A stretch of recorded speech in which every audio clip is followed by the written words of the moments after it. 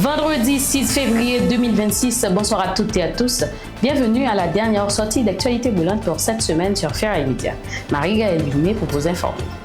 La direction centrale de la police judiciaire a lancé un avis de recherche contre Ralph Yory-Chivry, actuel maire de Port-au-Prince, l'ex-député Armel Bélizaire, ainsi que Smith Joseph.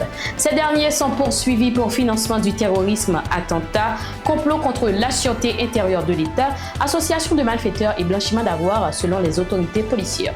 Aucune information supplémentaire n'a pour l'instant été communiquée sur l'avancement du dossier. L'administration générale des douanes a présenté hier jeudi le bilan de ses activités pour le mois écoulé. Selon les responsables, plusieurs saisies ont été réalisées, dont 11 430 munitions, 7 drones professionnels, des uniformes tactiques, 6 radios de communication, ainsi que plus de 60 boîtes de médicaments périmés. Le rapport fait également état de la saisie de 129 vibromasseurs et de 60 tonnes de fer. Par ailleurs, 15 045 dossiers ont été traités au cours du premier mois de l'année, tandis que plus de 10 milliards de gouttes ont été collectées par l'administration douanière. Ce bilan met en lumière les efforts déployés par les agents des douanes dans la lutte contre la contrebande et le renforcement du contrôle aux frontières. Autre information à ce bulletin, des responsables de l'ambassade des États-Unis, notamment l'attaché principal à la défense et l'attaché militaire, ont récemment rencontré le ministre haïtien de la Défense, Jean-Michel Moïse, dans le cadre des efforts visant à renforcer la coopération en matière de la sécurité et de stabilité en Haïti. Les échanges ont porté sur l'importance des actions conjointes du ministère de la Défense, de la Police nationale d'Haïti et de la Force de répression des gangs, jugées essentielles pour faire face à l'insécurité et lutter contre les groupes armés.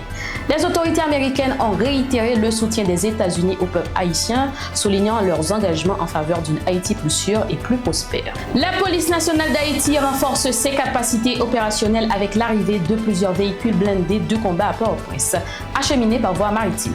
Il s'agit d'une première depuis la création de l'institution policière. Cette nouvelle dotation intervient dans un contexte marqué par la recrudescence de l'insécurité et la montée en puissance des gangs armés, notamment dans la région métropolitaine. Les blindés devraient permettre à la PNH d'améliorer ses interventions en zone à haut risque et de renforcer la protection de ses agents sur le terrain. Toutefois, le directeur général de la PNH se serait personnellement rendu à la douane pour réceptionner les véhicules, soulignant l'importance stratégique de cette acquisition.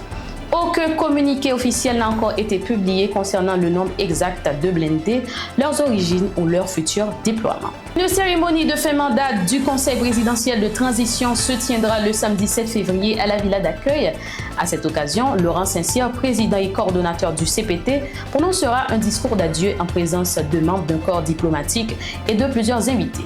Lors de cette cérémonie officielle, le chef de l'État sortant procédera à la remise des rênes du pouvoir au Premier ministre, appelé à assurer la continuité de l'État. Ça marque une étape importante dans le processus de transition politique en cours dans le pays. Mesdames, Messieurs, c'est ici que s'achève ce bulletin d'information. Merci de votre attention et de votre fidélité. Nous vous retrouvons lundi pour un nouveau bulletin titre par titre et restez branchés pour la nouvelle édition d'Actualité brûlante sur Ferraille Média. D'ici là, passez un excellent week-end.